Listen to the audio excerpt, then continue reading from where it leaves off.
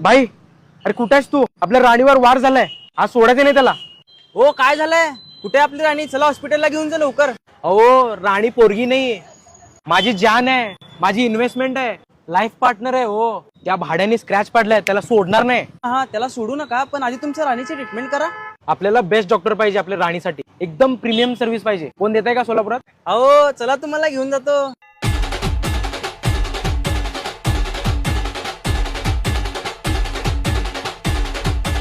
हो हीच ती जागा, इथंच तुमच्या राणीची प्रीमियम सर्व्हिस होईल.